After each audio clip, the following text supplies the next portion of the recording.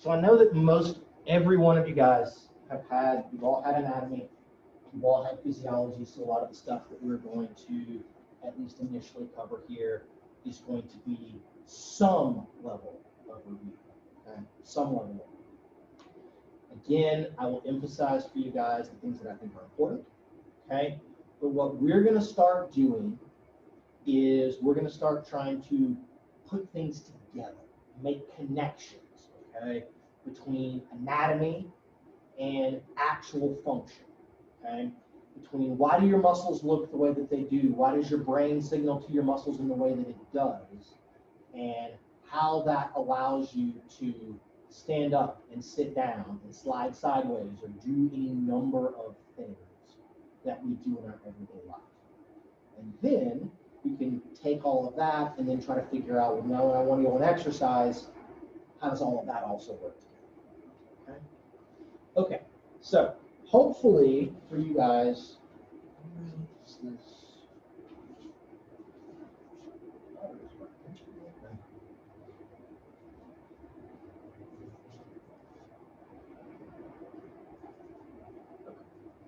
so some kind of brief learning objective as we get into this. Basic structure, basic function of the nervous system and of the muscular system. Okay? We are going to go over, which I know you guys have already had, we're going to go back over the sliding filament theory of contractions. How every time you move, for when you're writing, for whatever we're doing here, what's actually happening is that these tiny proteins are interacting with each other. And you have billions and billions of these proteins, and they're all working together, and that generates these movements that we can physically see. So we're going to get into kind of how that works. Okay? We're going to learn a little bit about the neuromuscular system. So where are motor neurons? How does the brain communicate with your muscles to tell it when to turn on, when to turn off, and how does it tell it produce this much force but no more? Okay? Or, oh God, I went to pick up this box and it's heavier than I thought. How do we make that adjustment in real time so that we don't fall over? Okay? And then, as I said, we're going to kind of get into this idea of how structure and function work together, okay, and are inextricably linked. Okay. So for this particular kind of set of stuff, we're going to talk only about skeletal muscle. Okay? We will talk about cardiac muscle and smooth muscle primarily when we get into the cardiovascular system after we've done the neuromuscular system. Okay? So, skeletal muscle, as you guys hopefully remember, is what we call striating. So, striation is a stripe. Okay? And so, skeletal muscle under a microscope, and I don't have a good picture here, there will be a next one. Under a microscope, skeletal muscle has this very distinct pattern and way that it works. And that striping is completely driven by the arrangement of actin and myosin in their filaments inside that muscle. Okay? That's why it has these characteristic stripes. So it looks a certain way because of what is contained in it. By having striations, that's going to give skeletal muscle a certain kind of function. Okay? Cardiac muscle is also striated, but it's only found in the heart. Smooth muscle is not striated. Okay? And so we'll kind of leave these two things for now, and we'll focus again a little bit more here. Another key thing about skeletal muscle. Skeletal muscle is under voluntary control. Okay? So when I ask, let me just pick somebody. Pink mask in the back in the gray top. Your name is? Janelle. Can you stand up, please? Okay. Janelle, you ever played Simon Says? You ever play like Dr. Black Says to illustrate something? Can you just put your arm up? Put an arm up for me. Okay, put it down. Okay, put it behind you. Okay, now back to there. Okay, now you can sit down. Thank you. Okay. She has voluntary control over all of that. Okay, I asked her to do something, she did it. Right? Her brain, she made a conscious choice to do everything. Skeletal muscle is under what we call voluntary control. Now, here's another fun exercise, okay? So next to you on the back, in the blue shirt, blue mask, your name is Lauren. Here's what I want you to do. We're going to do an illustration of something different between skeletal muscle and cardiac muscle. I want you, because I'm asking you to do so, I want you to make your heart stop beating for 5 seconds. Can you do that? No? Are you sure? Like your little watch, like is it still beating? Is it still beating? Okay. Cardiac muscle is not under voluntary control, which is good. Because if you're like me and you get distracted, you forget to tell your, can you imagine you tell your heart, contract, contract, contract, like this? Like every time your heart needed to contract, you had to remember to tell it. Like I would have been dead like years and years ago. Come on with that, okay? Cardiac muscle is not voluntary. Skeletal muscle is, okay? And so that means you have the ability to turn it on and turn it off under most circumstances when you want. Now, if you have a cramp, it may contract involuntarily, but that's the kind of general thing. So we'll talk about why that's going to be the case. Here's the general kind of big to small, kind of whole muscle all the way down to kind of little cellular level structures in a muscle. I tell people, this is the way that it makes sense to me. Think of a muscle as a Russian nesting doll. You guys know what a Russian nesting doll is? Okay. So, red shirt, black mask, your name is? Megan, you were nodding your head yes. Can you explain to the class what a Russian nesting doll is, or what it looks like?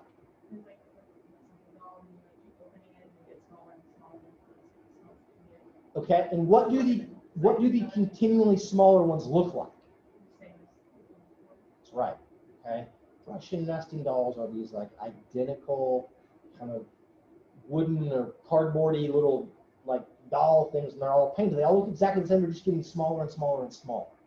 Okay, think of a skeletal muscle as something like that. It's a tube inside of a tube, inside of a tube, inside of a tube, made up of tiny little tubes made up of tiny little proteins.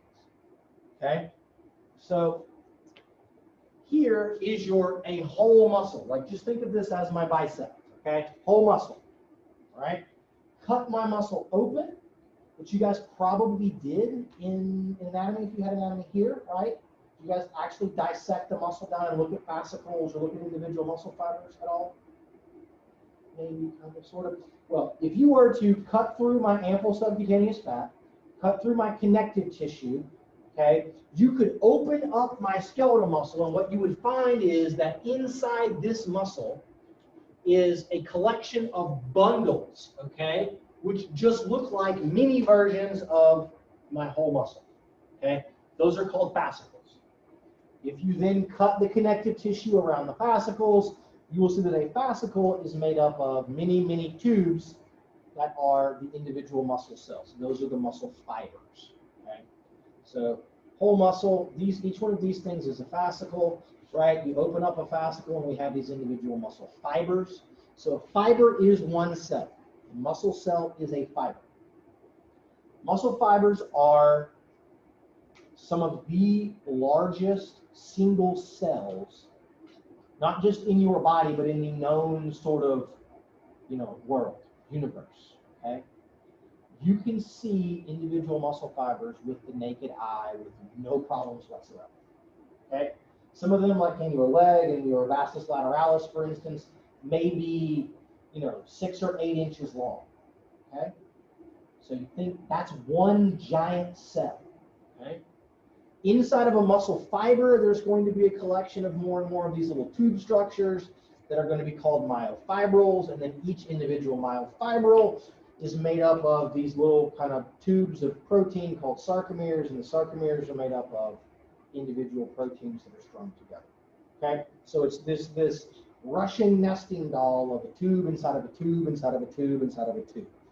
All right, we're going to focus just a little bit on a couple of important structures in the fiber, the general structure of what the sarcomere is and it does, and then what's happening with our contractile or actin and myosin proteins.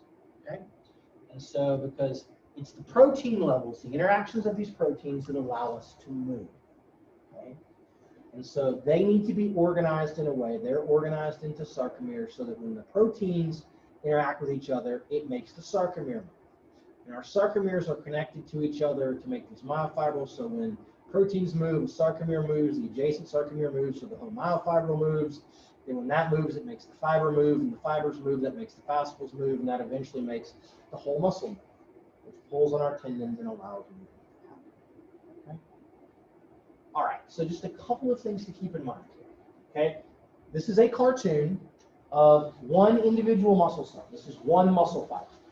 Okay, all muscle fibers, like pretty much all cells in our body, have a cell membrane. That cell membrane is called the sarcolemma. If you see things, and I've forgotten my medical terminology, probably because I've never had it. If I told you guys that I've never had a class in anatomy, I've taught anatomy, or I've taught anatomy and physiology. Never had a class in anatomy, okay? I'm not telling y'all that you don't need it, and that we made you take it needlessly, and all of those other kinds of things, but you know, we can survive, okay? But it will also be, I'll be like, hey guys, like, what's this muscle back here? Y'all will have to help me out, because I know the 4 quad muscles, because we did a bunch of stuff with that when I was a PhD student. And I know a little bit about like the 2 heads of the gastroc and the soleus, and a little bit, that's about all I know. I know a lot more about physiology and cells, okay? So lipid bilayer membrane around muscle cells is called the sarcolemma. Sarco is going to be very commonly used to denote muscle. Okay, so this just means the muscle membrane. Okay, it is a membrane like what surrounds most cells. Okay, it has hydrophilic heads of these lipid bilayer. Okay, hydrophobic tails. There's going to be proteins and channels and receptors and things that are going to be interspersed along it. Okay, which are going to become important at some point. The other key thing to know about the sarcolemma, all right, really, really important for muscle cells. The sarcolemma is excitable.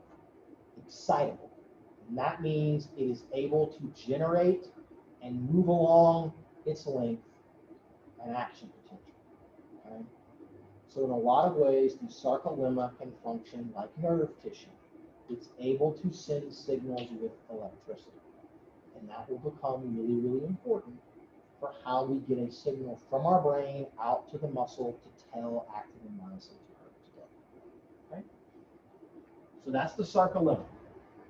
At various kind of regular points along the sarcolemma are going to be structures that we call transverse or T-tubules.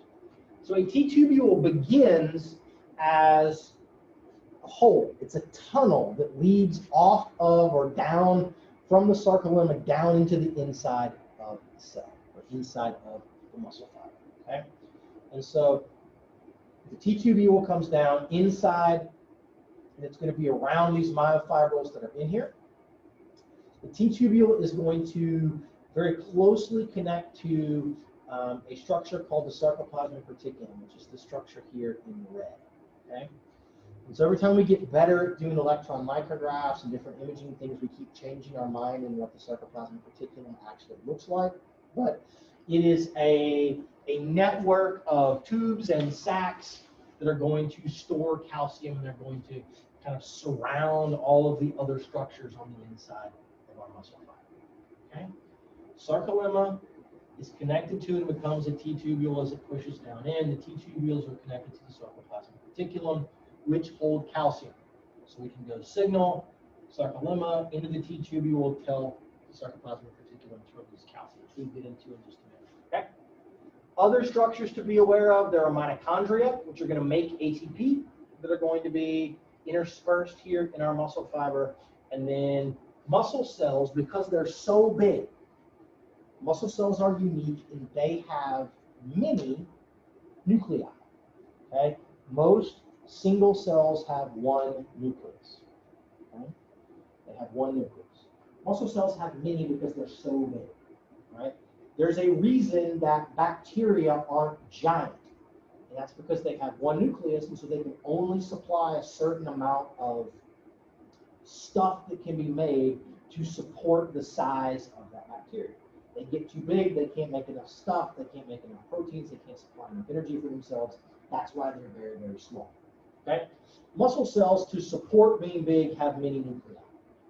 And their nuclei tend to be along the outside of the muscle fiber. They're not generally on the inside, which also makes them somewhat unique in the life cells. Okay? Questions about it? No? We're okay? Good? Yes? Maybe? No?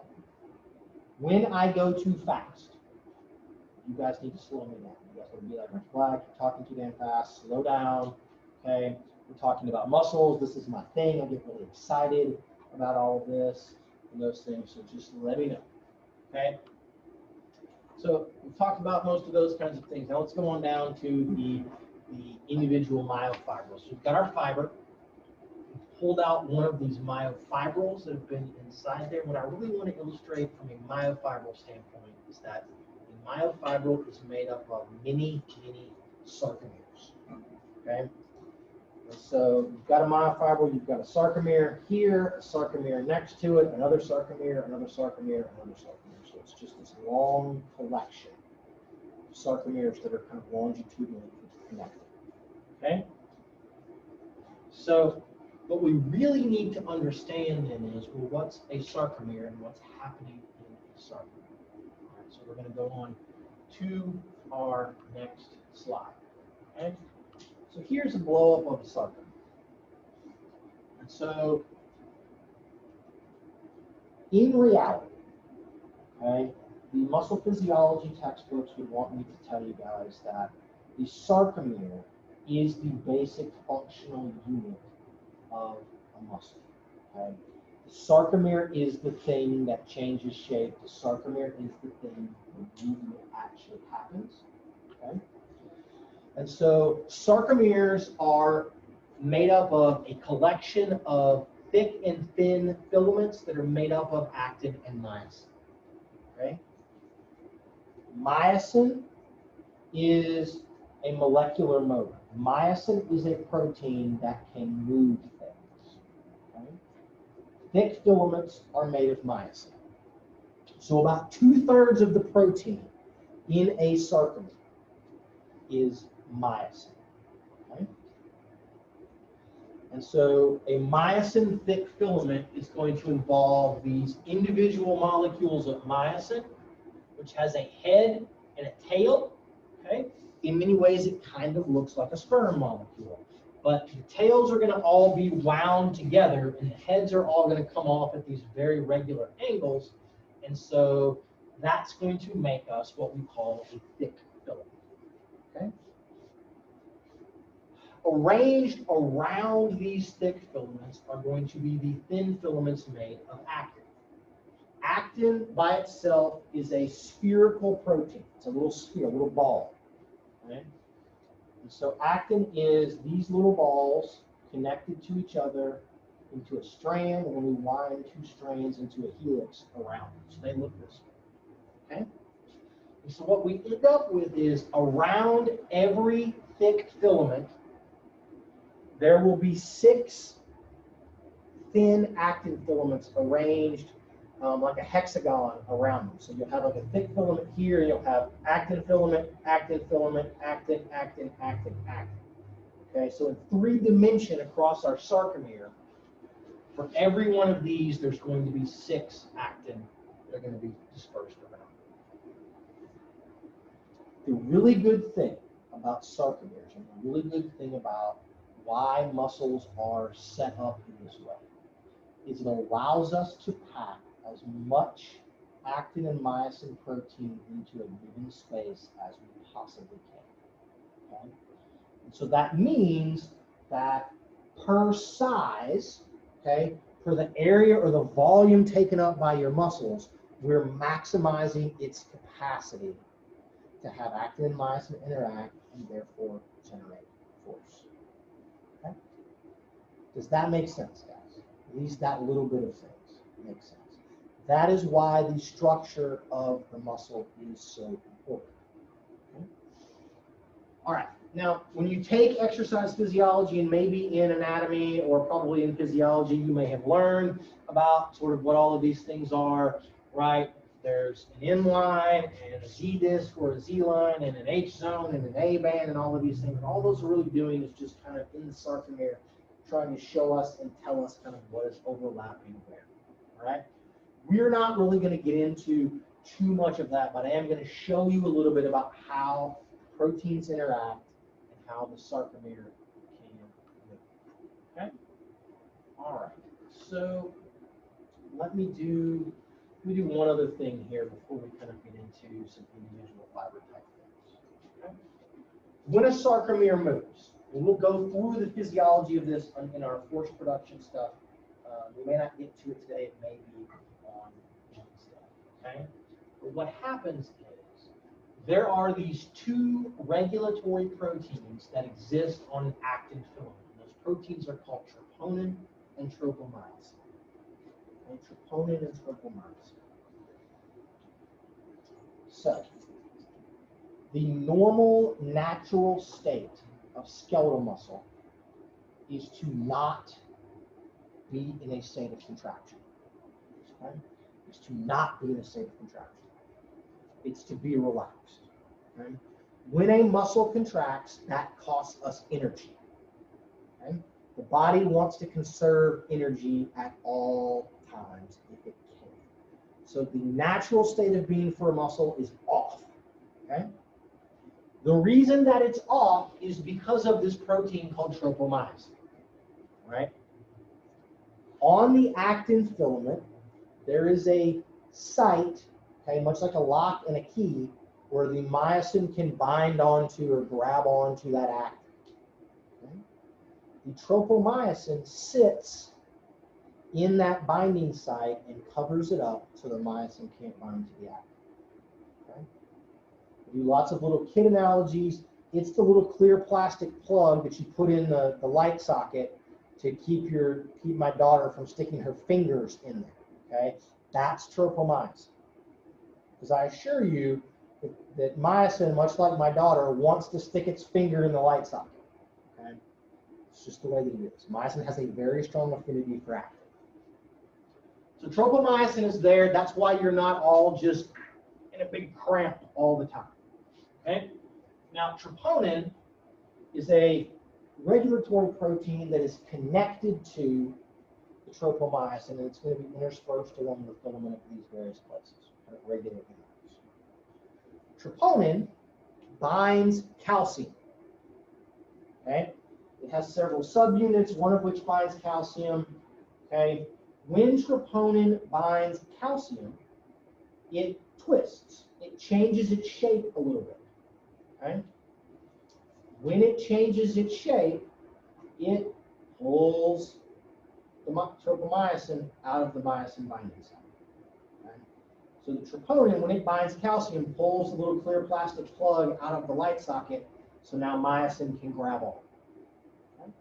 So this is one of the ways in which, when normally muscles are turned off, and by releasing calcium from the sarcoplasmic reticulum, which we'll talk about kind of the process that leads to that in a few minutes. Okay, when we release the calcium, that's going to send a signal then to open up and allow myosin to bind to actin. Once that happens, the myosin grabs onto the actin. If it can, then it's going to pull, right? And the myosin on this side of the sarcomere are going to pull this way. The myosin on this side of the sarcomere are going to pull this way. And it's going to pull our sarcomere together. Okay, it's going to shorten the sarcomere together. And you get enough of those things happening over and over and over again, and you get shortening in a muscle that allows that muscle contraction to take place. That's the shortening that allows me to take the stapler and curl the stapler up. Okay? And then when I want it to stop, okay, I get rid of the calcium.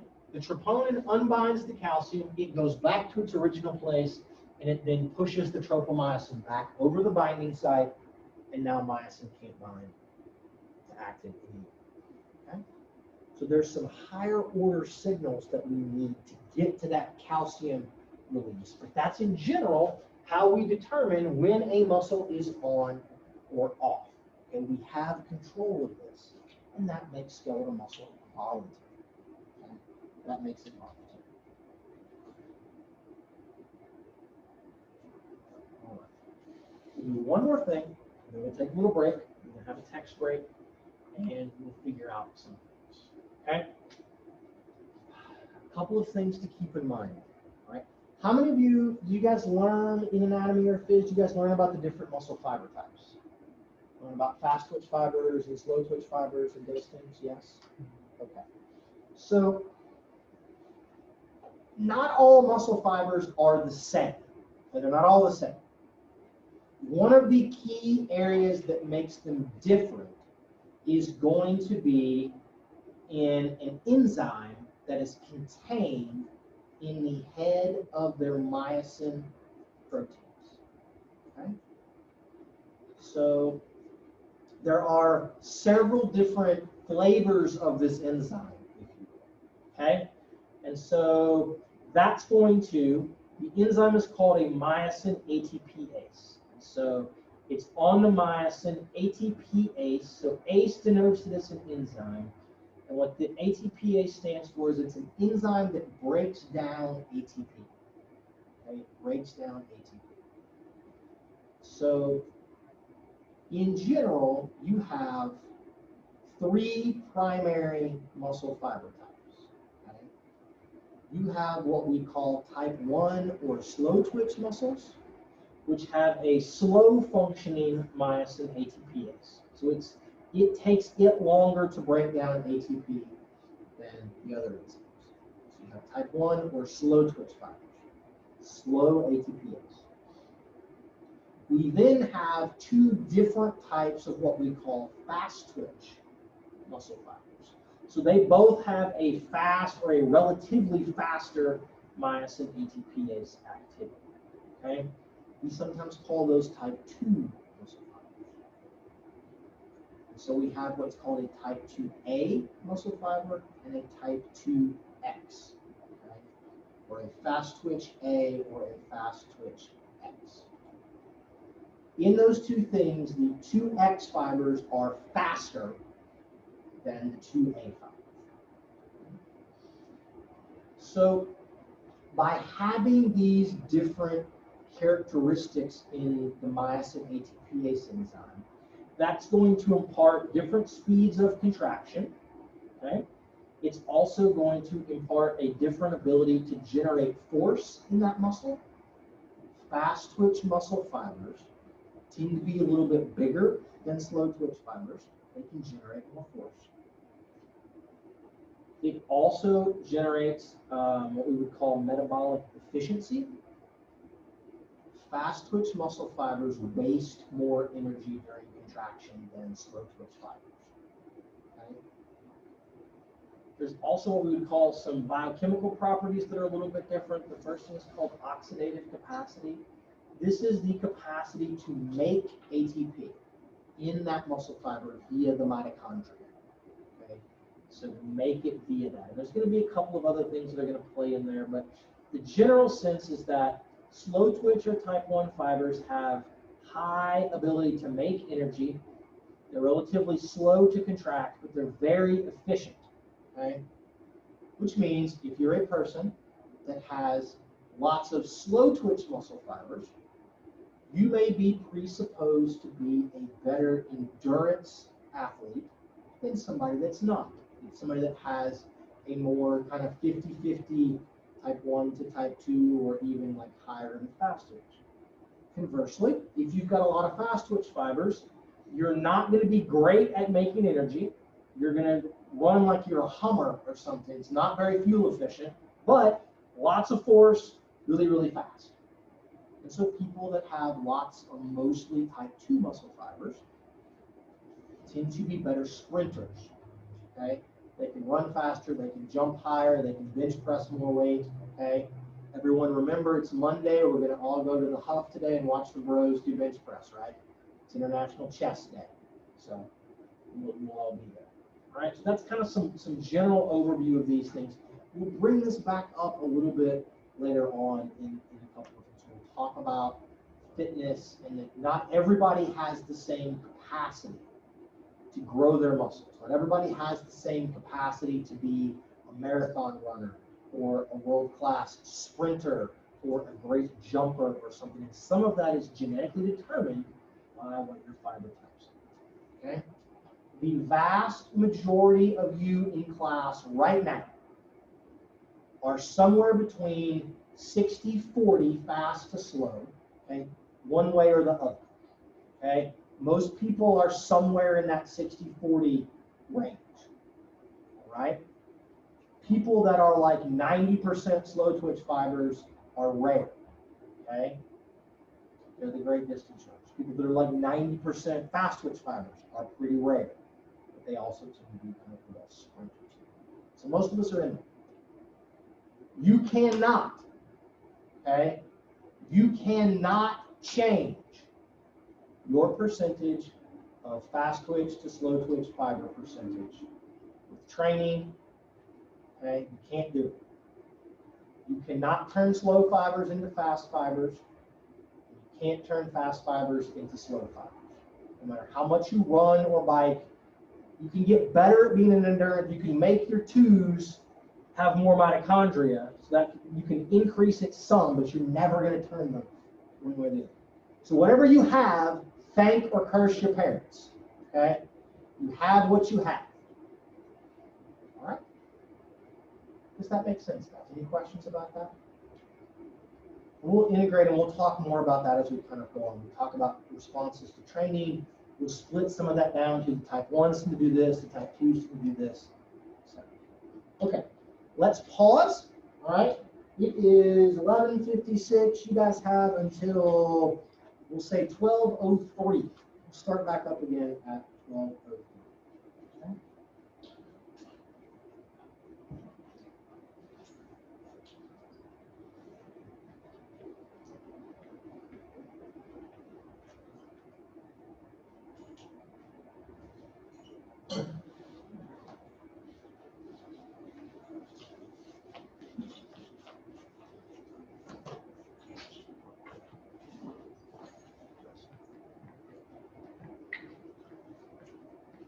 Okay, we're going to resume recording. All right. People on Zoom, are you here? Can you give me a thumbs up? Maddie, Michael, Bella, Ashley, Lorena, you guys here? Bella's here, Lorena's here. Ah, Maddie's got it. Okay, good. All right, we got nothing from Michael. Maybe Michael is logged in and he's off playing Fortnite or doing something else that would be more fun. All right. So let's continue talking about these things. We did some of this, we did some of this, we talked about fiber types. Okay. So we've covered the muscle side of things. All right. So now we need to talk about what's happening on the nervous system side. So how does your brain connect to those muscles to tell them when to contract and how much force to be able to generate when they are contracted? Okay. So this is going to be kind of run through a control center in your spinal cord that's called an alpha motor neuron. Okay? So the motor neuron is kind of the midpoint between the brain and skeletal muscle down here. All right? So within the brain, we're not going to get into, you guys probably covered this a little bit in physiology, or if you've had a psychology class, you may have covered it some more in there, but we're not going to talk very much about the motor cortex and the primary motor cortex and secondary motor cortex and kind of where we're going to have thought and kind of pre-motor cortex and those things. But in general, okay, here, motor cortex in your brain, all right? All movements, well, I don't say all, the vast majority of movements are going to originate in your brain in the primary motor cortex, okay? The brain will then, because these are neurons, there will be an action potential generated in the neuron in the motor cortex that is going to get transmitted down your spinal cord. Okay? We're not going to get into kind of all the hows and the whys of that and the different other little brain areas and how we can kind of either amplify or kind of attenuate signal coming through here. But the brain sends an action potential, some electrical signal from the brain down your spinal cord it's going to reach a place in the spinal cord, a certain neuron called an alpha motor neuron. Okay? All muscles in your body have hundreds to thousands of alpha motor neurons that are going to connect from the spinal cord out through their axons out to your muscle. Okay? This is in many ways kind of the midpoint. All right? Then the alpha motor neuron is going to receive this signal. There's going to be some processing that goes on there.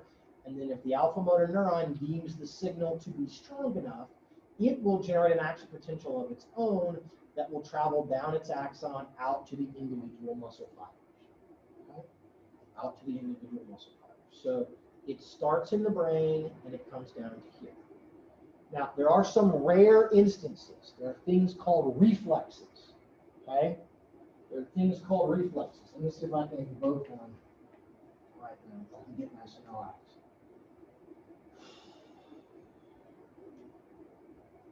All right, so I'm hitting my patellar tendon. My leg kicks out. That is happening, no involvement of the motor cortex. So there's a reflex, okay?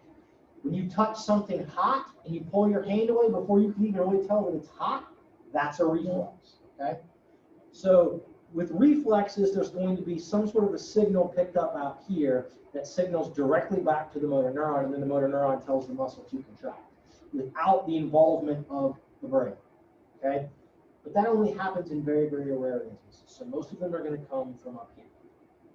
All right, so let's look at the structure of an alpha motor neuron really quickly, and then we'll kind of talk about where they're interspersed in the spinal cord. Okay? In this cartoon, what you can see is that most motor neurons are going to consist of a cell body, which is what most people generally think of when they think of a neuron. You're thinking of the cell, which is the cell body here. Okay? The cell body has a nucleus and a nucleolus. It has some other specialized structures that are going to make a bunch of proteins and things that are going to be in there. It's going to have these small finger-like projections that come off of it. Very little thin projections. They're called dendrites. Dendrites are like the whiskers. Somebody have a cat? Right? And like brush their whiskers, they kind of get all freaked out, but they're like whiskers on a cat. And so the dendrite's job is to pick up signals from things that are surrounding the cell body. That may be things from the spinal cord. It may be things that are coming back in from reflex signaling. There's other cells that are going to be in here that we're not going to talk about. There's some things called Renshaw cells. There's things called interneurons that are going to all be in here. But the dendrite's job is to gather information and bring that information into the cell body, so the cell body can make a decision on whether or not it's going to generate an action potential. Then there's going to be coming off of the cell body, it's going to be very, very long, it's going to run and connect the cell body out to the muscle, is the structure called an axon. Okay? Axons may be very, very, very long. Okay? So you guys can imagine that if I can find about S1 here, okay, from about right here on my back are going to be the motor neurons that innervate the muscles that make my toes contract. So the axon has to run from here all the way down my leg, okay, to my toes. So it's several feet long. Okay? Imagine someone even taller than I am, okay, longer and longer still. Axons are very long.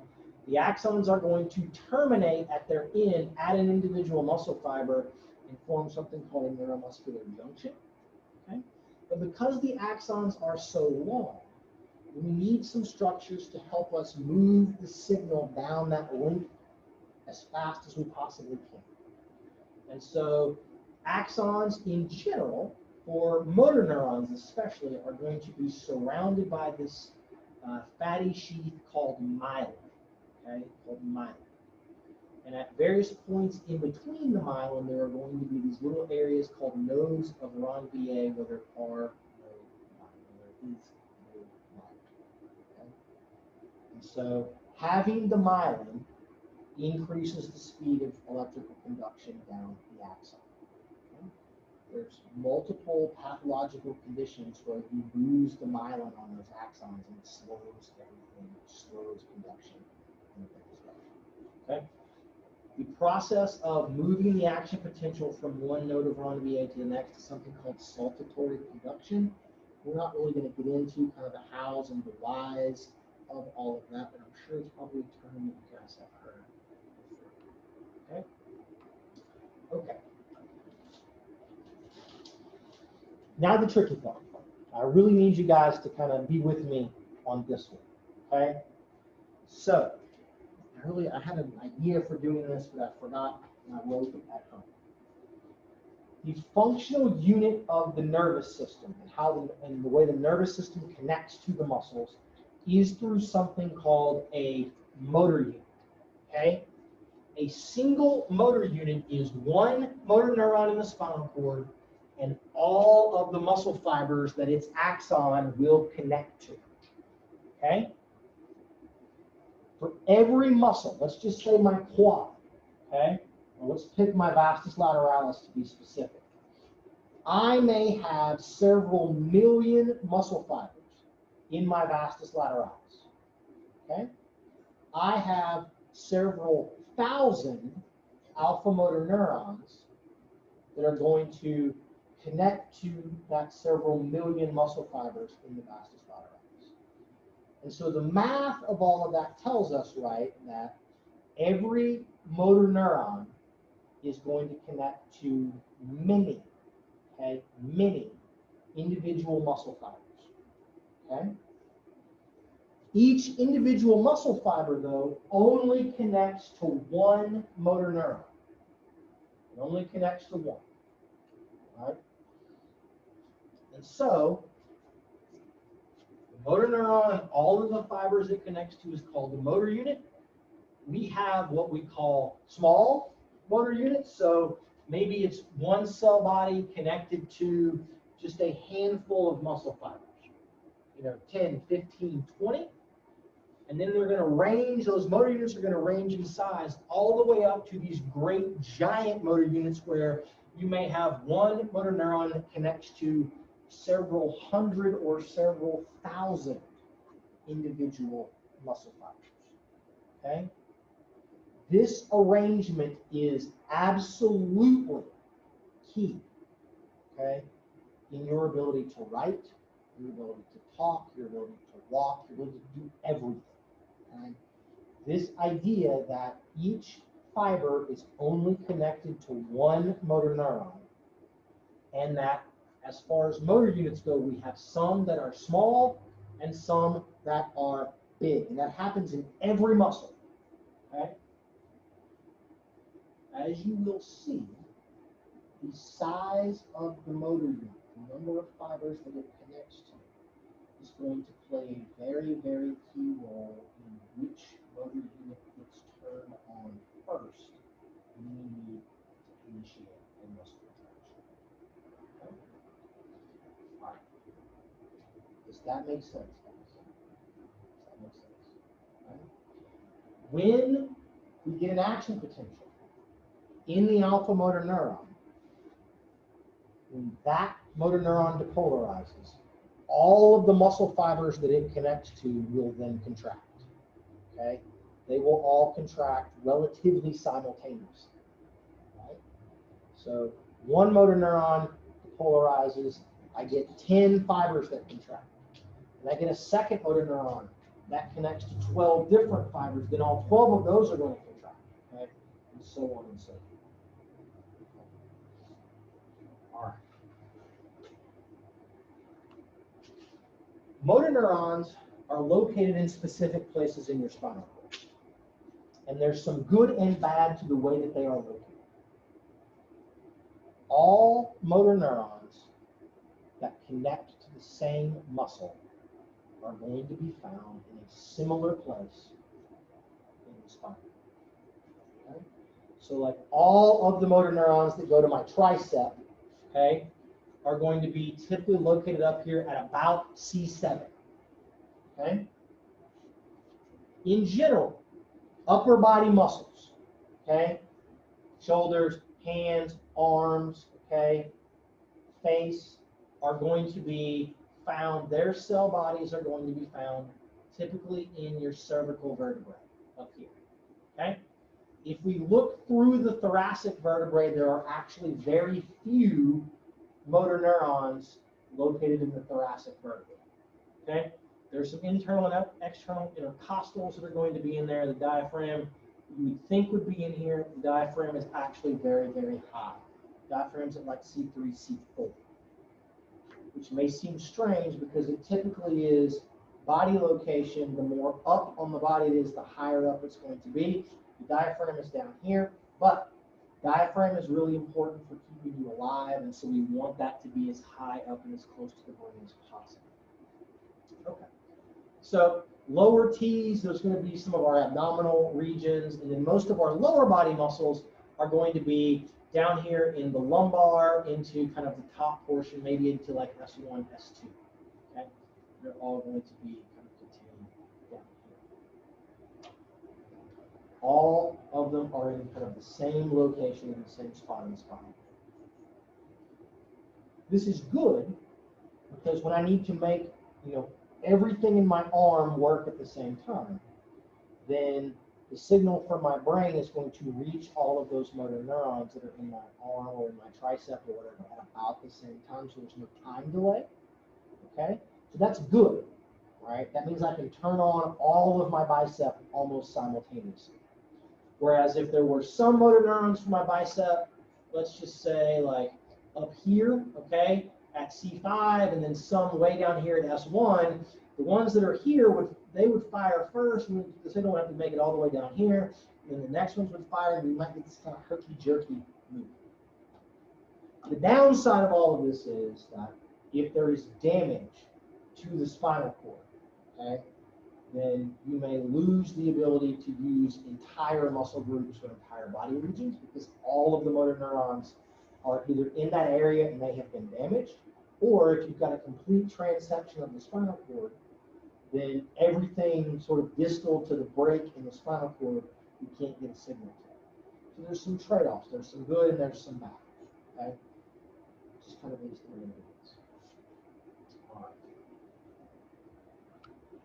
So now we're going to talk a little bit about what's happening at the place where the axon essentially makes contact with the muscle fiber. Okay? So we've got our motor unit, we've got our axon. The axon's going to branch off, and it's going to connect to several different muscle fibers. I say connect. When I say connect, you probably think physically touch, okay? But that's not what happens, which to me is very strange, but that's just the way that it is. Okay? At the neuromuscular junction, okay, the axon is going to kind of bulb out at the end, okay, and it's going to form a structure called a bouton, where it bulges out, and it's going to come into very, very close but not physical touching, okay, with the sarcolemma on that particular muscle fiber. So this is the nerve side, this is the muscle side, okay? So you will note that on the nerve side, it bulbs out, okay, like a light bulb. On the muscle side, there are going to be folds here. The bulbing out and the folding does one really important thing here. You guys know what that is? Increases surface area. Right? Very good. Increasing surface area for receptors so that we can make sure that when we get a signal from the nerve side, that we don't have to release as many neurotransmitters to make sure that we're going to get a good, nice signal down here, because there's lots of area for our receptors to be up here. Okay. So this area here where is called the primary neuromuscular cleft, and the area down here in the folds is called the secondary cleft. I'm not going to ask us a question about that, but if you see in the book, you may have learned it that way. Okay. As an action potential travels from the motor neuron down its axon, when it reaches the bouton, okay, because there's a physical distance that must be crossed, we can't use an electrical signal. So what happens is the electricity, an electrical signal, when it reaches the gluton, is going to cause the release of a physical signal, something called a neurotransmitter. That neurotransmitter is acetylcholine. Okay? So we have, under normal circumstances, you have acetylcholine stored up in little vesicles here on right near the edge, okay, of the gluton, the nervous system side. Acetylcholine in these vesicles, action potential comes down, and it tells these vesicles to dump their acetylcholine out into the primary and secondary cleft. So on the muscle side, these little green structures here, those are acetylcholine receptors. Okay, they're acetylcholine receptors. And they will bind the acetylcholine that has been released, and then they will tell the sarcolemma to generate an action potential and start our signaling on the muscle side. Okay? There's lots of, maybe not disorders, but there's lots of interesting things out there that will kill you by messing up either the binding or the release of acetylcholine. Okay? Do we have anybody that's a sushi fan? Anybody like sushi? Like 3 of y'all? Okay. So you probably can't get it here, but if you were to go to, say, Japan or South Korea, you can get something called puffer fish. Okay? And it's a delicacy. It's thought to be an aphrodisiac and all of these things. The thing is, super expensive. If they prepare the puffer fish incorrectly, it will kill you. Okay? Because it contains a neurotoxin that blocks the ability of acetylcholine to be gotten out of its receptors on that side. Okay, there's some snake venom, there's some spider venom that does the same kinds of things. It messes up those. And so you either get stuck in a contraction and then those muscles fatigue because they're stuck. If it's your diaphragm, you can't ever relax your diaphragm, you can't breathe and you suffocate, or you can't contract your diaphragm and so then you suffocate. That's kind of how snake venom and spider venom and things what they're at. There's a really, really, really, really terrible chemical weapon called sarin nerve gas that does basically the same kinds of things. It causes massive amounts of acetylcholine release, and it does not ever want to unbind. So some really terrible things that can go on from it. But we can learn how signaling works by studying neurotoxins. All right, so we mentioned briefly, okay, about action potential so far. The action potential is the electrical signal. Your nervous system, for the most part, communicates via action potentials. One neuron in your brain talks to the other neuron in your brain by sending an electrical signal. Okay? It is brief, okay, happens very quickly, and it's over, on, off, very, very quickly. Typically, it is what we call propagated, and that means that it moves. Okay, so it starts in one place, and then it like runs downhill until it kind of runs out of space. So it starts in the brain, and it goes, and then it runs all the way down your spinal cord, down through your alpha motor neurons, down the axons until it ends, say, at the release of acetylcholine.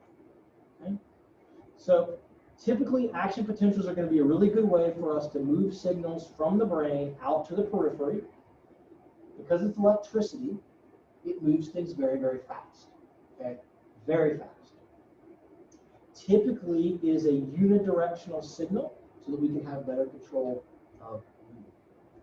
There's some properties of the way that action potentials are generated. There's something called an absolute refractory period, which prevents backwards flow of that electrical charge, but in general, it's just going to move it. Okay?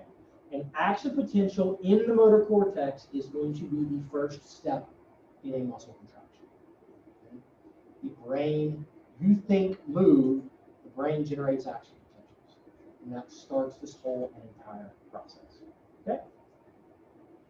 In theory, if action potential is prevented by a drug, for example, or something, then muscle contractions may not be possible.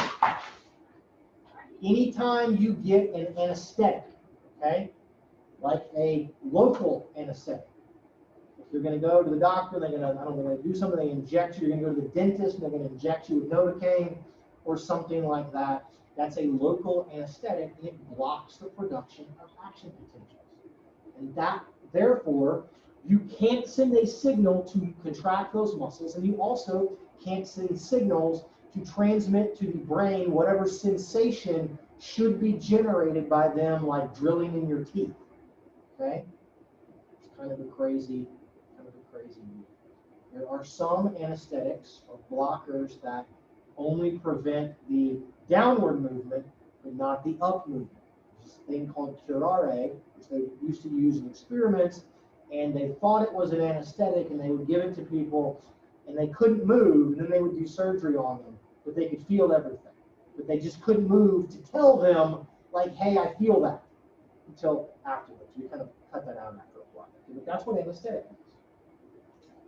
Okay, so we've done all of this. So once we've released acetylcholine, it is bound to its receptors on the sarcomeres. The next step in our journey from brain to movement is going to be a generation of an action potential on the sarcomeres. Okay, on the sarcomeres. Anybody gonna smell like pancake syrup or something all of a sudden? It's just me. Nobody? Okay, my brain's playing tricks on me because I haven't had lunch yet, and it's 12:30.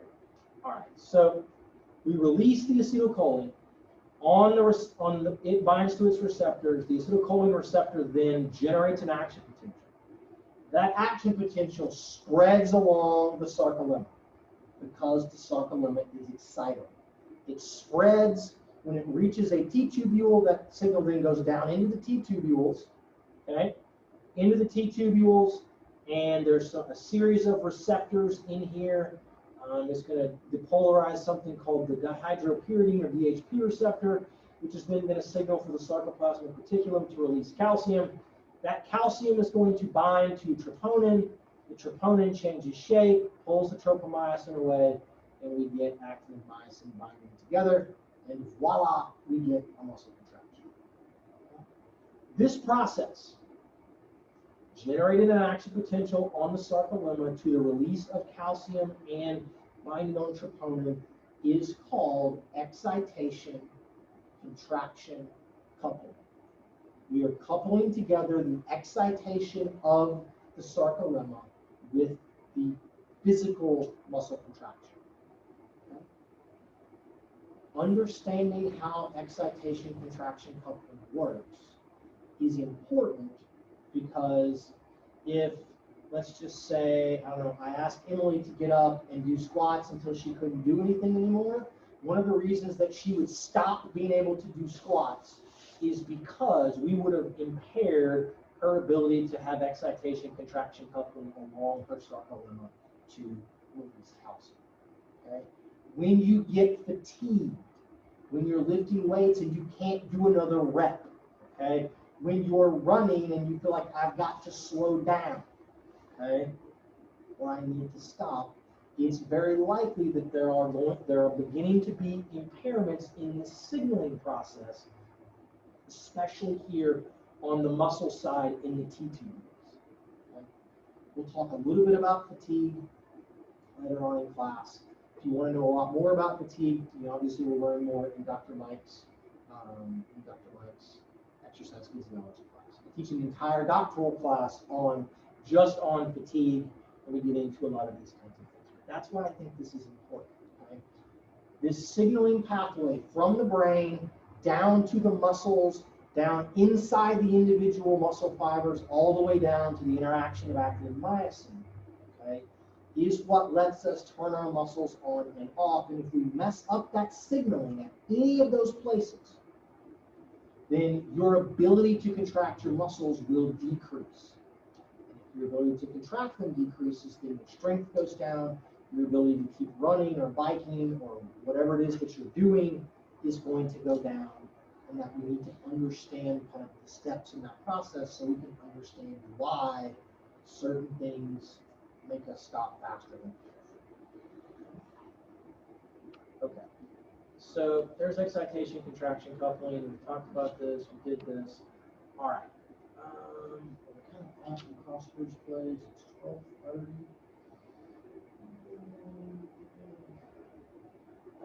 This is probably as good a place as any for us to stop today. Okay? So we'll stop here, and we'll pick up with the sliding filament theory of contraction on Wednesday. Anybody have any questions? Okay, make sure that you leave me with your activity log assignment. For the like 30% of y'all that did not do your first assignment, I will still take it for a little bit less credit. Look on Canvas, and if you have a 0, then I did not get it. Okay? So you can still fill that out and get it to me, or if you just forgot in class on Wednesday and you had it and you didn't give it to me, go ahead and give it to me. Okay? Let's put those there, please. But I'll sort through. Okay. Identification. Yes, that's fine. Not a way. Can we email it to you or get it online? That's fine.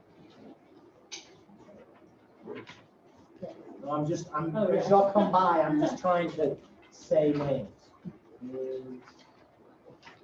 Leah, Nick, Ayla, Hannah, Derek, Jenna,